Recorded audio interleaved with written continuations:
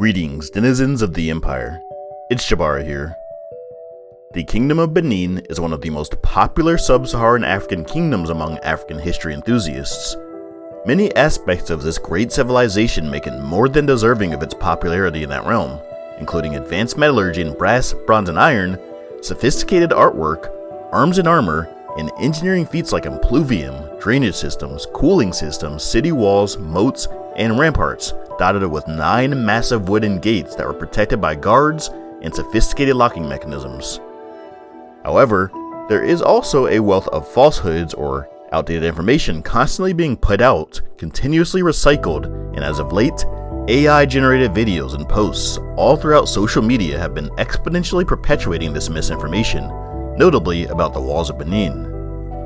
Today, we will cover all aspects of the Walls of Benin from their initial construction to the many major claims regarding their size, scale, characteristics, and significance.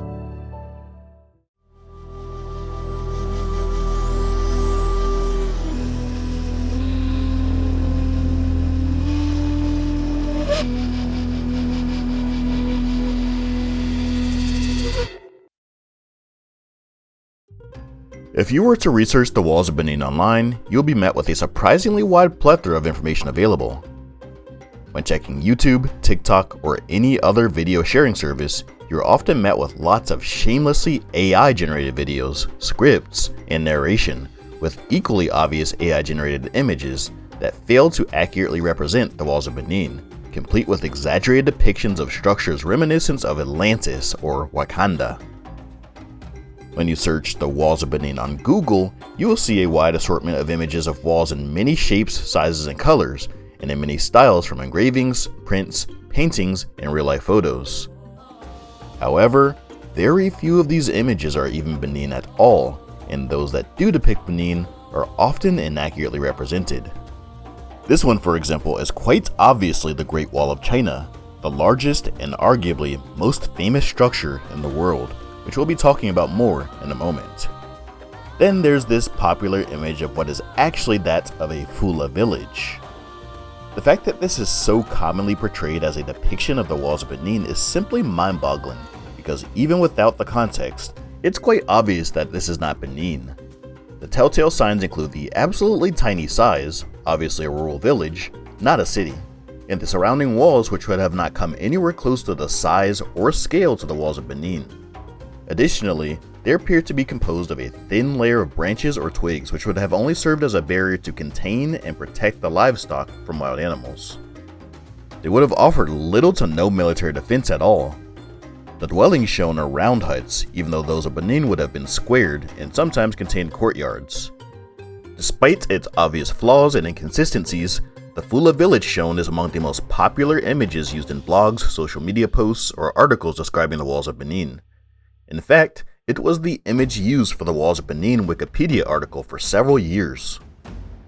Another popular image is this one, which technically is a Wall of Benin. However, it is not the Walls of Benin, nor is it even located in the Kingdom of Benin at all. In actuality, this is a photograph of a wall around a royal palace in the city of Abomey in the Republic of Benin, which despite its name has no relation to the historical Kingdom of Benin, located in what is now southern Nigeria.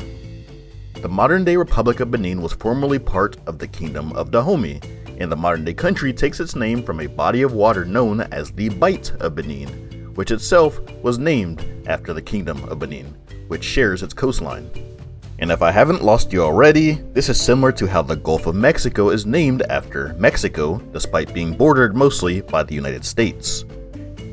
Changing the name of the Gulf of Mexico to the Gulf of America. So this one is definitely a little confusing, so it's a bit more understandable why this is often used as a reference image for the Walls of Benin.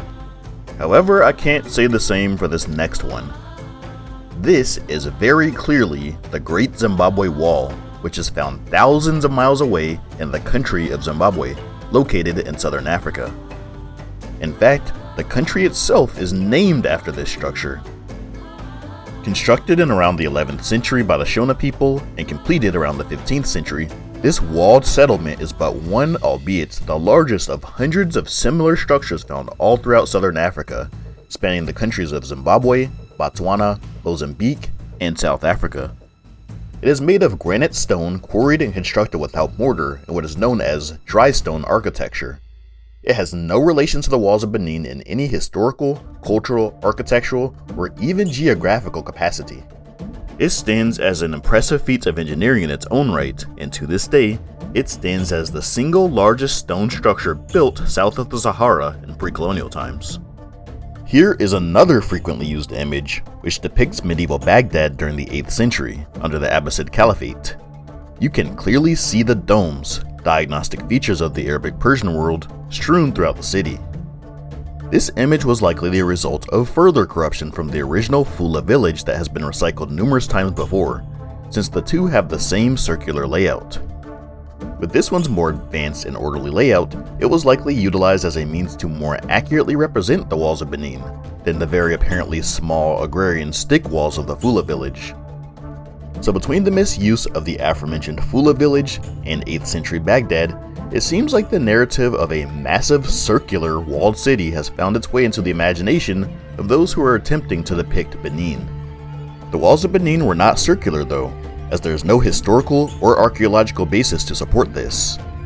In reality, they would have been more of a network of cells and modules spiderwebbing throughout many of the surrounding cities and towns, rather than one massive continuous circular wall surrounding Benin City alone.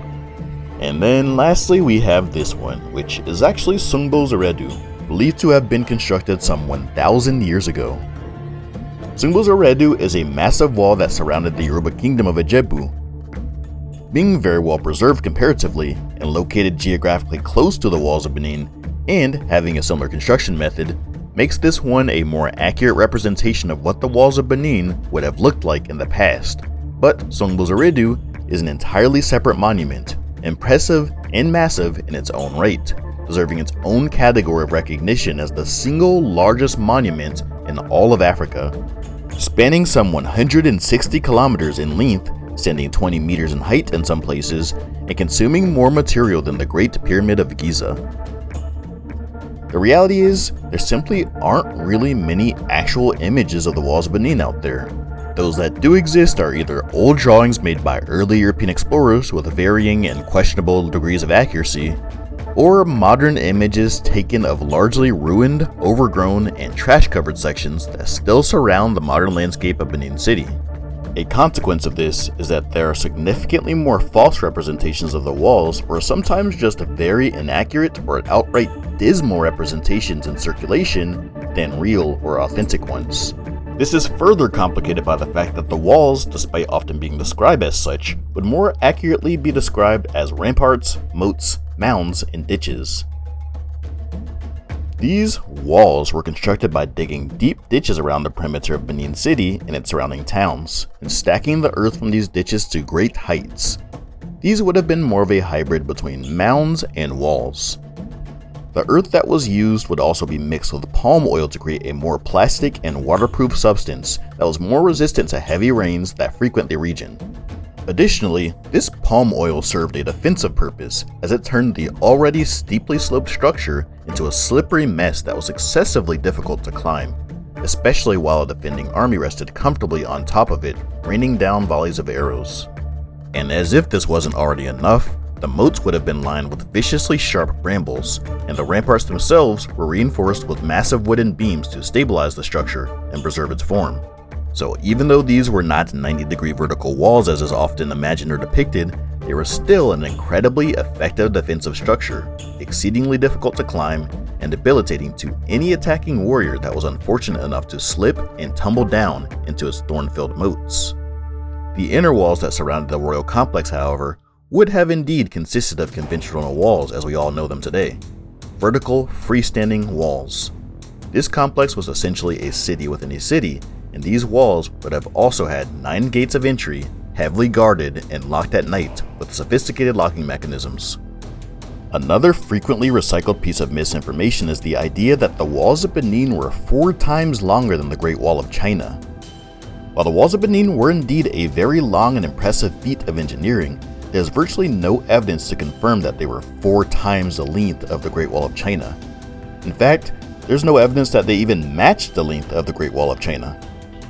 However, according to recent archaeological work conducted on the Walls of Benin, they still hold the title of the longest earthen structure built prior to the mechanical era, extending some 9,900 miles or 16,000 kilometers in length, which is approximately 3/4 of the total length of the Great Wall of China, which itself boasts a length of 13,171 miles in length.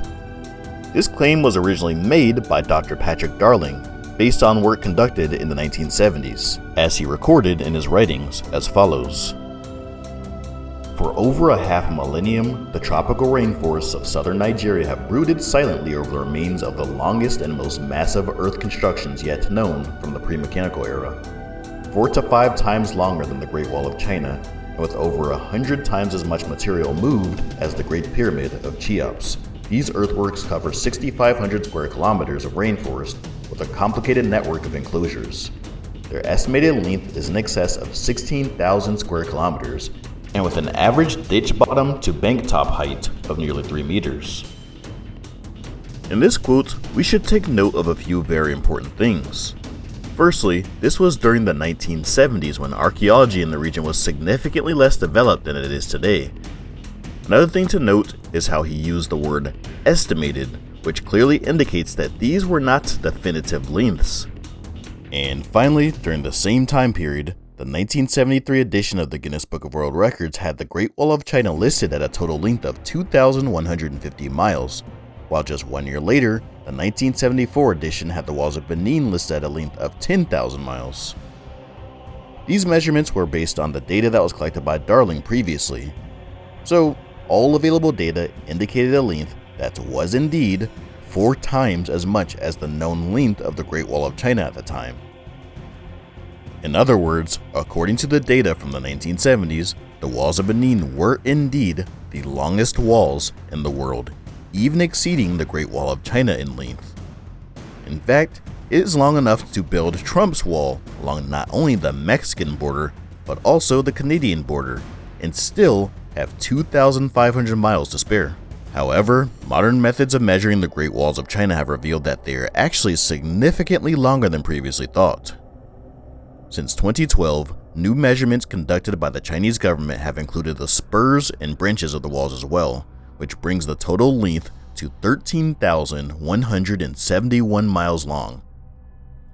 Prior to this, the walls had only ever been measured by their linear dimensions. Also, like the Walls of Benin, many sections of the Great Wall of China have been missing or destroyed throughout the years, so getting an accurate measurement of the original structure is problematic, a problem that persists to the present day for both the Walls of Benin and the Great Wall of China. In any regard, according to archaeological work conducted as recently as July 2025, the Walls of Benin do indeed match the estimated lengths documented over 50 years ago by Patrick Darling, but the data recorded for the Great Wall of China makes them 25% longer than those of Benin. I know that ads can get pretty annoying and repetitive, but please hear me out. It's been quite a few years since I've been using Happy Hippo products, and I can confidently say that their traditional medicine has changed my life. They help me remain focused and energized, help with my anxiety, and put me in a generally good mood. I've recommended them to my friends and family with nothing but positive results, and that is why I recommend them to you and anyone else who can benefit from them. In fact, they even have a few types of African traditional medicine as well, like Akuama and Kana. You can get a 10% discount on your entire order site-wide if you use my promo code FN10 at checkout at happyhippo.com. So, now that we've covered the fact and the fiction regarding the Walls of Benin, as well as the detailed specifications and comparisons to the Great Wall of China, let's go over the history of the walls themselves and some of the astonished reactions to them by early European travelers to the region. Excavations undertaken by British archaeologist Graham Kona in the 1960s conducted radiocarbon dating on various stratified deposits of the Walls of Benin. These tests established that the construction of the Walls of Benin commenced as early as 800 CE and continued into the 1400s. Patrick Darling, the same archaeologist mentioned earlier who provided our modern estimates for the length of the walls, also conducted radiocarbon dating tests, and the results of these tests also fell into the 800s as well. The walls originally began as a series of boundaries between villages and towns, but as Benin became more developed and more centralized, these walls eventually became unified by kings over the centuries for military defense purposes. Oba Oguola was credited with digging the first and second major moats and walls during the 13th century. This is confirmed through both the oral historical record of the Edo people and the archaeological record. Oba Iwuare the Great is credited with the final phase of development. In addition to rebuilding the capital, effectively transforming it into a planned and ordered metropolis, he extended and deepened the moats and ramparts, and installed the 9 fortified gates mentioned earlier in this presentation. European explorers first made contact with the Kingdom of Benin during his reign, and throughout the centuries, many of them wrote vivid accounts displaying unconcealed appreciation for the complexity, sophistication, and beauty of the city. Here are a few accounts between the 16th and 19th centuries that describe the walls of Benin specifically. This city is about a league long from gate to gate. It has no wall but is surrounded by a large moat, very wide and deep, which suffices for its defense. I was there 4 times. Its houses are made of mud walls covered with palm leaves. Pacheco's comment of moat but no walls was undoubtedly the result of the unique structure of Benin's ramparts that we covered earlier in this presentation. At the gate where I entered on horseback, I saw a very high bulwark, very thick of earth with a very deep broad ditch, but it was dry and full of high trees. The gate is a reasonably good gate, made of wood in their manner, and is always shut, and there is always a watch kept there. When you are in the great street, you see many great streets on the sides thereof, which also go straight forth. The houses in this town stand in good order, one close and even with the other, as the houses in Holland stand. The King's Palace or Court is a square and is as large as the town of Haarlem, and entirely surrounded by a special wall, like that which encircles the town. I have followed these ramparts for some 30 miles. In some places, the bank is 40 to 50 feet high and the ditch 20 feet deep. So at this point, I bet you're probably thinking, alright, that's cool and all, but are there any actual photos of the walls of Benin still out there? And if they're so great, what happened to them? Why can't we just go to Nigeria and see any traces of them at all today, like we can with the Great Wall of China? Well, to answer all of those questions, yes, there are some real images of them circulating throughout the internet, but comparatively speaking, they are very few and very far between, especially compared to false images, like this screenshot for example that I was able to pull from a video posted about Benin by the Museum of Metropolitan Art. However, most images show the present-day walls, which are currently in a less than presentable condition. The walls do still exist today, albeit in a heavily damaged and eroded state, consisting mostly of mounds that are barely recognizable, greatly diminished in height, and overgrown with dense brush. Some entire sections have been deliberately destroyed by invading British troops in the year 1897, and even more damage was done throughout the colonial era under British rule.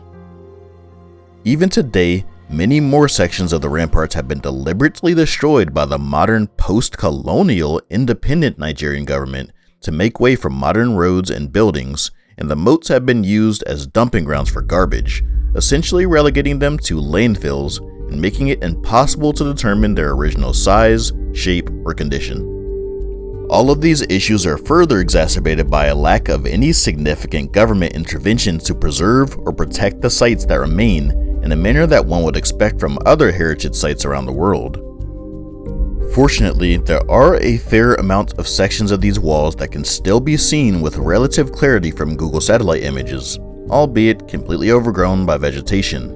And with some clever scouting, you can even catch some decently close-up images of the walls when using the Street View tool on Google Maps. And sadly, from these images of the garbage-covered, heavily damaged masses, it is abundantly clear that most of the residents inhabiting the modern-day city probably have no idea of the historical or archaeological value of these seemingly insignificant earthen mounds on the roadsides. Alas, for the time being at least, those of us involved in this discussion can appreciate these unsuspecting trash-filled trenches and vibrant red mounds for what they are: the humble remains of an African monument dwarfing nearly every other feat of engineering constructed by mankind since the beginning of time. Don't forget to like, share, comment, and subscribe, and don't forget to turn on notifications.